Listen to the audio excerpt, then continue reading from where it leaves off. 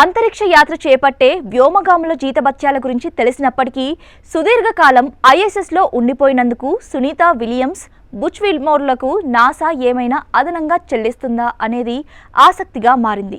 అంతర్జాతీయ అంతరిక్ష కేంద్రానికి 8 రోజుల పర్యటనకు వెళ్లిన సునీత విలియమ్స్, బుచ్ విల్మోర్లు సుమారు 9 నెలలు అక్కడే గడపాల్సి వచ్చింది. చివరకు స్పేస్ డ్రాగన్ అక్కడకు వెళ్లడం, ఐఎస్ఎస్తో విజయవంతంగా అనుసంధానం కావడంతో 9 నెలల తర్వాత ఆ ఇద్దరు భూమి మీదకు వచ్చేశారు. అయితే ఆస్ట్రోనట్స్ జీతభత్యాల గురించి కొంత సమాచారం తెలిసినప్పటికీ సుదీర్ఘకాలం అంతరిక్షంలోనే ఉండిపోయినందుకు నాసా వీరికి ఏమైనా అదనంగా చెల్లిస్తుందా అనేది ఆసక్తికరంగా మారింది.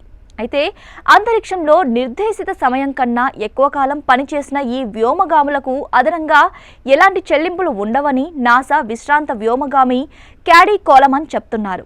ఫెడరల్ ఉద్యోగులు అయినందువల్ల అంతరిక్షంలో వారు పనిచేసిన కాలాన్ని భూమి మీద సాధారణ పని దినాలుగానే పరిగణిస్తారని చెప్పారు. సాధారణంగా వీరికి వచ్చే జీతంతో పాటు ఐఎస్ఎస్లో ఆహారం, బస ఖర్చుల్ని నాసా భరిస్తుందని, ఇటువంటి అనూహ్య పరిణామాలు చోటు చేసుకున్నప్పుడు మాత్రం అదనంగా రోజుకు $4 అంటే సుమారు $348 మాత్రమే వచ్చే అవకాశం ఉందన్నారు. 2010-2011లో మిషన్లో భాగంగా 159 రోజుల పాటు ఐఎస్ఎస్లో ఉన్నందుకు తనకు $636 మాత్రమే అదనంగా చెల్లించారన్నారు.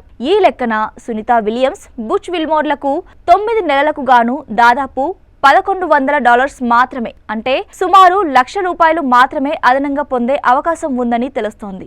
ఇక ఆస్ట్రోనట్స్ జీతాల విషయానికి వస్తే నాసా ఉద్యోగులు అమెరికా ప్రభుత్వ ఉద్యోగులు పొందే జీతభత్యాలే పొందుతారు. వ్యోమగాములకు జనరల్ స్కెడ్యూల్ GS-13 నుంచి GS-15 కింద చెల్లింపులు ఉంటాయి. సునీత విలియమ్స్, బుచ్ విల్మోర్లు అత్యధిక GS-15 గ్రేడ్ పే జీతంగా అందుకున్నారు. దీని ప్రకారం వీరి వార్షిక వేతనం $1,66,133 నుంచి $1,62,672, అంటే సుమారు $1,08,00,000 నుంచి $1,41,00,000 మధ్యన ఉంటుందని అంచనా.